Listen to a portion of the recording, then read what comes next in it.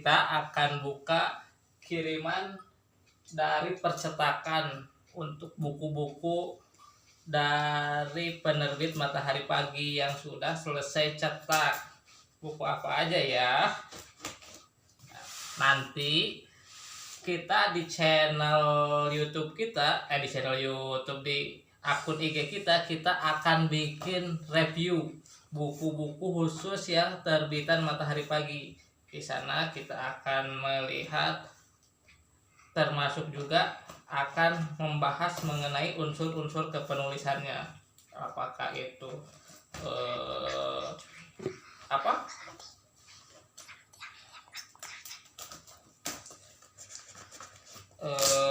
plotnya, penokohannya, settingnya, dan lain-lainnya, termasuk kekuatan yang buku yang akan kita bahas tersebut. Nah, ini kita buka apa ya? Nah, buku apa aja ya yang terbit bulan, harusnya ini sudah terbit sebelum sudah selesai cetak sebelum puasa kemarin, cuma karena kondisinya seperti ini jadi baru bisa kita terima pada hari ini. Ini ada buku karya Syamsul Bahri berjudul Cerita Kerajaan Serembau dan Datuk Musolin.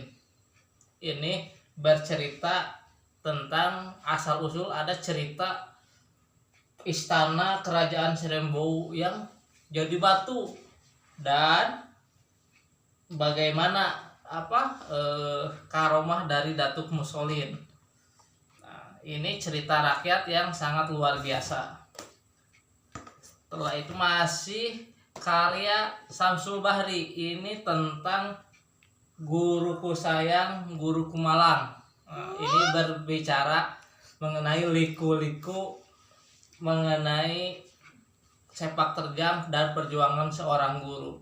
Ini sangat luar biasa menurut saya, artinya suatu protes seorang guru yang dituangkan dalam bentuk satu novel. Ini sangat kreatif sekali. Selain itu ada juga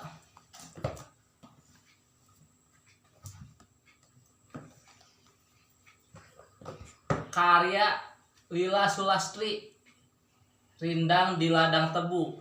Ini bercerita tentang guru juga.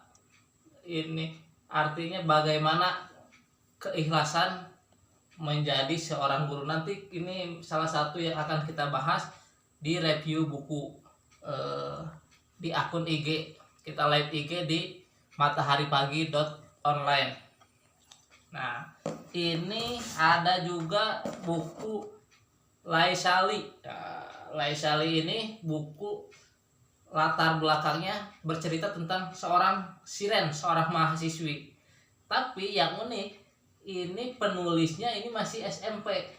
Nah, gimana bisa seorang anak SMP dia menceritakan atau membuat kisah yang tokohnya seorang mahasiswi? Ini juga nanti akan kita bahas.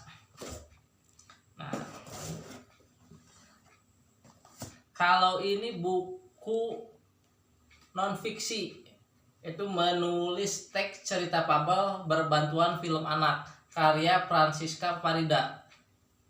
Ini tentu saja bagaimana sih kita menulis teks cerita dengan bahan pembantu film anak. Ini dilengkapi barcode untuk menelusuri contoh-contoh seperti apa, teks seperti apa yang bisa film anak seperti apa yang bisa dijadikan untuk membantu menulis teks cerita fabel. Ini sangat menarik untuk kita bahas. Ada lagi ini buku antologi karya SMPN 42 Pekanbaru, judulnya Geliat Literasi Sekolah Kami. Nah, ini contoh gerakan literasi sekolah yang sangat bagus dan bisa menjadi inspirasi sekolah-sekolah lainnya. Nanti juga ini akan kita bahas. Tentu saja di sini banyak, karena antologi banyak karya, dan banyak karakter di dalamnya, sehingga kita juga bisa melihat karakteristik murid-murid melalui tulisannya, apa sih yang menjadi concern mereka. Nah, ada lagi ini sama antologi kali ini siswa kelas 6 SDN 32 Tembilahan, judulnya Berlian Masa Depan. Ini antologi tulisan siswa, ini juga sama. Nanti kita bisa bandingkan bagaimana tulisan anak SMP, mereka concernnya kemana, sedangkan tulisan anak-anak SD ini concernnya kemana. Ini juga bisa jadi kajian kita, seperti apa sih pendekatan jika kita mau mengembangkan gerakan literasi di sekolah. Artinya kita harus mengembangkan pendekatannya itu sesuai dengan minat mereka. Nah, selain itu ada buku saku, buku pintar sosiologi. Nah, ini bagi mereka pelajar, mahasiswa ataupun yang berminat di bidang sosiologi, ini bisa dibantu dengan buku pintar sosiologi ini. Ini beristilah-istilah, penjelasan istilah-istilah sosiologi. Ini juga akan kita bahas nanti. Apalagi ya? Ini ada Sepotong Hati Yang Kuat. Masih ini seperti Rindang di Ladang Tebu. Ini juga karya Lila Sulastri. Nah, kalau ini prosa, bentuknya ini kumpulan puisi. Kalau ini antologi ternyata Lila Sulastri dan kawan-kawan dari SMA Al-Azhar Sifabudi Pekanbaru 2. Nah, ini lengkap ya. Ada tingkat SMA, Sepotong Hati Yang Kuat, tingkat SMP, Geliat Literasi Sekolah Kami, dan tingkat SD, Berlian Masa Depan. Nah, ini bisa jadi bahan kajian yang lengkap. Gerakan literasi sekolah 3 tingkat atau 3 tingkatan, SD, SMP, dan SMA. Kemudian ada, nah ini Pinky Merah, Suara Hati. Nah, ini karya Trimurni. Nah, ini merupakan curahan hati.